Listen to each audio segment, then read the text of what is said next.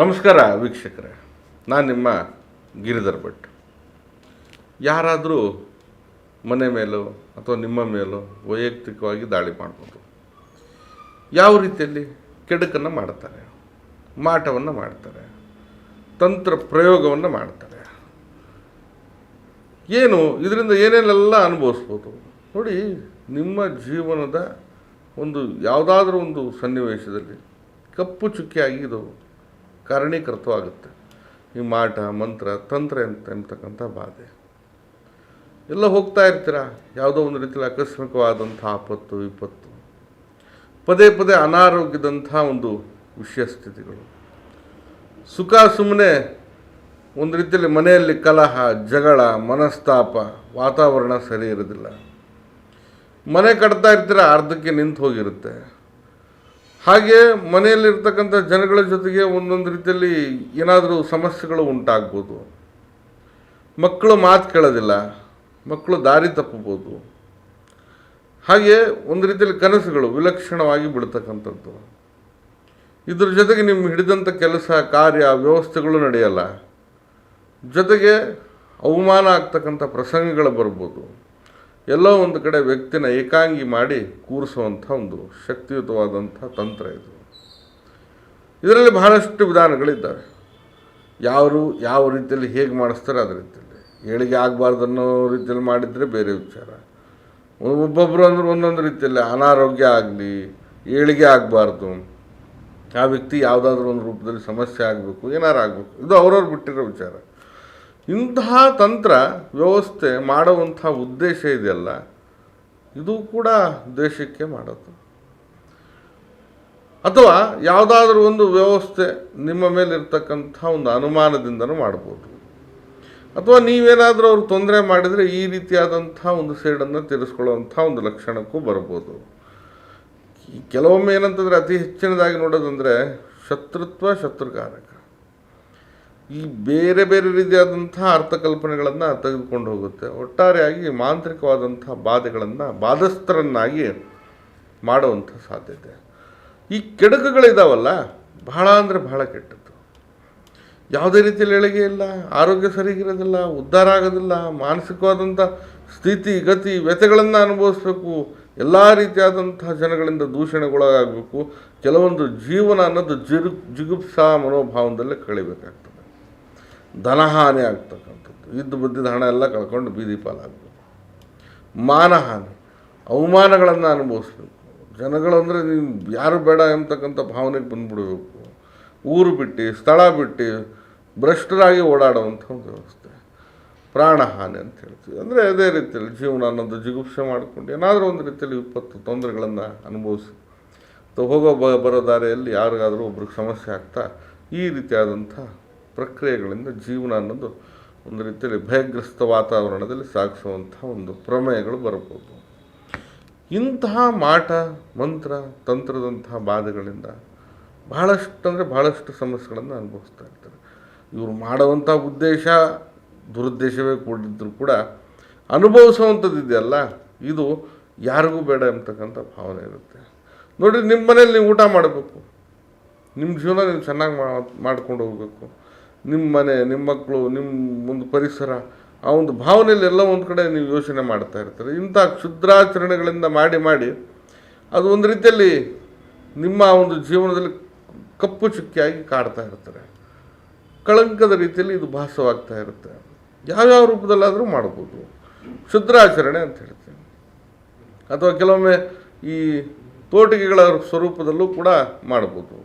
ಕೆಲವೊಮ್ಮೆ ತಂತ್ರ ಪ್ರಯೋಗಗಳೇ ಇದಕ್ಕೆ ಬೇಕಾಗಿರ್ತಕ್ಕಂಥದ್ದು ಇರ್ಬೋದು, ಅದನ್ನು ಮಾಡ್ಬೋದು. ಸ್ಮಶಾನದಂತಹ ಪೂಜಾ, ಸೇತುವೆ ಬಳಿ ನದಿ ಬಳಿ ಇರತಕ್ಕಂತಹ ಪ್ರಯೋಗಗಳು, ಇವೆಲ್ಲ ಕಾರಣಗಳಿಂದನೂ ಕೂಡ ನಿಮ್ಮ ಮೇಲೆ ಒಂದು ರೀತಿಯಲ್ಲಿ ಮಾಂತ್ರಿಕವಾದಂತಹ ಪ್ರಹಾರಗಳನ್ನೇ ಮಾಡುವಂಥ ಒಂದು ದುರುದ್ದೇಶ ಬಹಳಷ್ಟು ಕಾಣಬಹುದಾಗಿದೆ. ಇಂಥದ್ದು ಪ್ರಯೋಗ ಆಗಿಲ್ಲ ಎಂಬತಕ್ಕಂಥದ್ದು ನಿಮಗೆ ಅದು ಅರಿವಿಗೆ ಬರುತ್ತೆ.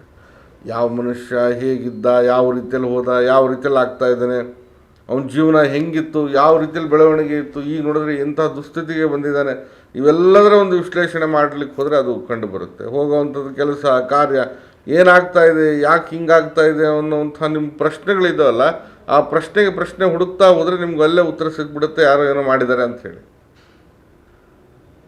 ಎಲ್ಲದರಲ್ಲೂ ಅಷ್ಟೇ, ಪರಮ ದಾರಿದ್ರ್ಯ ಅನ್ನೋದು ತಂದು ಕೂರಿಸ್ಬಿಡುತ್ತೆ. ಮನೆಯಲ್ಲೂ ಅಷ್ಟೇ, ನಿಮ್ಮಲ್ಲೂ ಅಷ್ಟೇ, ಏಳಿಗೆಯಲ್ಲೂ ಅಷ್ಟು, ಬೆಳವಣಿಗೆಯಲ್ಲೇ ಅಷ್ಟೇ.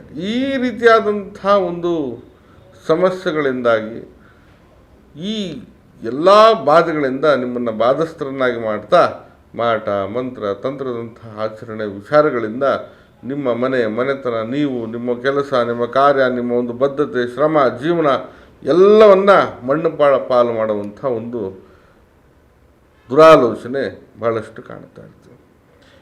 ಹೌದು, ಇಂಥ ತಂತ್ರಗಳು ನಡೀತಿದ್ದಾವೆ, ಸಮಸ್ಯೆಗಳಾಗ್ತಾ ಇದೆ, ನನ್ನ ಮನೆ ಕಟ್ಟೋಕ್ಕಾಗ್ತಿಲ್ಲ, ನಿಂತು ಹೋಗಿದೆ, ಜೀವನ ಸರಿಗಿಲ್ಲ, ಮನೆ ಸರಿಗಿಲ್ಲ, ಮಕ್ಕಳು ಸರಿಗಿಲ್ಲ, ಎಲ್ಲವೂ ಕರೆಕ್ಟ್.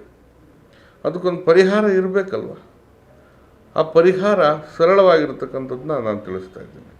ನೋಡಿ, ಈ ಪರಿಹಾರವನ್ನು ಮಾಡಿ ಖಂಡಿತವಾಗಿ ಈ ಮಾಟ ಮಂತ್ರ ತಂತ್ರದಂಥ ಬಾಧೆಗಳಿಂದ ಏನೋ ಎದುರ್ಕೊಂಡು ಕೂತಿದ್ದಾರಲ್ಲ ಮೂಲೆಯಲ್ಲಿ, ಇವೆಲ್ಲ ಬಿಟ್ಟು ಹೋಗುತ್ತೆ.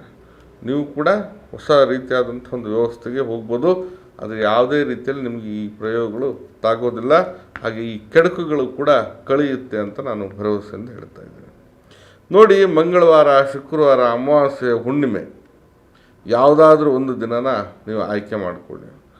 ಕಪ್ಪು ಕೋಳಿಯ ಗರಿಯನ್ನು ತೆಗೆದುಕೊಂಡು, ಒಂದು ಪುಟ್ಟವಾದಂಥ ಗರಿ, ರೆಕ್ಕೆ ಒಳೆ ಇರ್ತಕ್ಕಂಥದ್ದು ಯಾವುದೋ ಒಂದು ಗರಿ ಅನ್ನೋದನ್ನ ಒಂದೇ ಒಂದು ಸಾಕು ಗರಿಯನ್ನು ತೆಗೆದುಕೊಳ್ಳಿ. ಆ ಗರಿಯನ್ನು ಶುದ್ಧ ಜಲದಲ್ಲಿ ತೊಳಿರಿ. ಕಪ್ಪು ಕೋಳಿದೇ ಇರಬೇಕು. ಮಂಗಳವಾರ, ಶುಕ್ರವಾರ, ಅಮಾವಾಸ್ಯೆ, ಹುಣ್ಣಿಮೆ ಯಾವುದಾದ್ರೂ ಒಂದಿನ ಅಷ್ಟೇ ಶುದ್ಧವಾಗಿರ್ತಕ್ಕಂಥ ನೀರಲ್ಲಿ ಆ ಗರಿನ ತೊಳೆದು ಗೋರಂಜನ, ಅರಿಶಿಣ, ಕುಂಕುಮ ಜೊತೆಗೆ ನಿಮ್ಮ ಹತ್ತಿರದ ಶಕ್ತಿ ದೇಗುಲ ಅಥವಾ ದುರ್ಗಾ ದೇವಿ ಇರುತ್ತದೆ, ಅಥವಾ ಶಕ್ತಿ ದೇವಸ್ಥಾನ ಇರುತ್ತೆ ನಿಮ್ಮ ಹತ್ತಿರದಲ್ಲಿ. ಆ ದೇವಸ್ಥಾನಕ್ಕೆ ಹೋಗಿ ಕಾಯಿ ಒಡಿಸಿ, ಅದ್ರ ಮೇಲ್ಗಡೆದು ಇದಿರ್ತದಲ್ಲ, ತೆಂಗಿನಕಾಯಿದ ಸಿಪ್ಪೆ ಇರ್ತದಲ್ಲ ಮೇಲ್ಗಡೆದು, ಅದನ್ನು ಸುಟ್ಟು ಹಾಕ್ಬಿಡಿ. ಆ ಬೆಂಕಿಯಲ್ಲಿ ದಹನ ಮಾಡಿ ಸುಟ್ಟು ಹಾಕಿ, ಅದರ ಅವಶೇಷ ಕಪ್ಪಾಗಿ ಬರುತ್ತೆ. ಆ ಕಪ್ಪಿನ ಜೊತೆಗೆ ಗೋರಂಜನ, ಅರಿಶಿಣ, ಕುಂಕುಮವನ್ನು ಸೇರಿಸಿದ ನಂತರ ಇದನ್ನು ಸ್ವಲ್ಪ ನೀರು ಹಾಕಿಬಿಟ್ಟು ಇದನ್ನು ಒಂದು ರೀತಿಯಲ್ಲಿ ಪೇಸ್ಟ್ ಥರ ಮಾಡ್ಕೊಳ್ಳಿ. ಈ ಕಪ್ಪು ಕೋಳಿಯ ಗರಿ ಇದೆಯಲ್ಲ, ಆ ಗರಿಯನ್ನು ತಾವು ಒಂದು ಲೇಖನಿ ಥರ ಮಾಡಿಕೊಂಡು ನಿಮ್ಮ ಮನೆಯ 8 ದಿಕ್ಕಿನ ಗೋಡೆಯ ಭಾಗದಲ್ಲಿ ಧೂಮ್ ಎಂಬತಕ್ಕಂಥ ಬೀಜಾಕ್ಷರವನ್ನು ಬರೀಬೇಕು. ಯಾವುದು?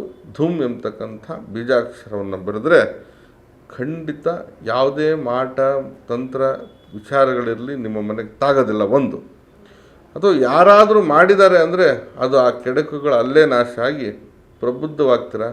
ಆ ಒಂದು ಮನೆಯಲ್ಲಿ ಶಾಂತಿ, ವ್ಯವಸ್ಥೆ, ಸುವ್ಯವಸ್ಥೆ, ದಾರಿದ್ರ್ಯಗಳು ಎಲ್ಲ ರೀತಿಯಲ್ಲಿ ತೊಲಗುತ್ತೆ.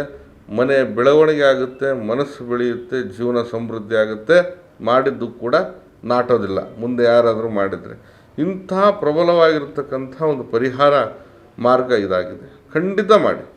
ಜೀವನದಲ್ಲಿ ಅತ್ಯದ್ಭುತವಾಗಿರ್ತಕ್ಕಂಥ ಒಂದು ಈ ಸಮಸ್ಯೆಗಳ ವಿರುದ್ಧ ಹೋರಾಡಿ ಪರಿಹಾರವನ್ನು ತೆಗೆದುಕೊಳ್ಳಿ.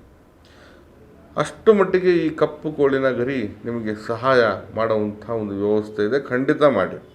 ನಾನು ನಿಮ್ಮ ಗಿರಿಧರ್ ಭಟ್. ನಮ್ಮ ಕಚೇರಿ ಅಥವಾ ಮನೆ ಬಂದು ಜ್ಞಾನಭಾರತಿ ಯೂನಿವರ್ಸಿಟಿ ಕ್ವಾರ್ಟರ್ಸ್ ಸರ್ಕಲ್ ಬೆಂಗಳೂರಲ್ಲಿದೆ. ಬರೋರು ಮೊದಲೇ ಕರೆ ಮಾಡಿ ಸಮಯವನ್ನು ನಿಗದಿಪಡಿಸ್ಕೊಂಡು ಬರ್ಬೋದು.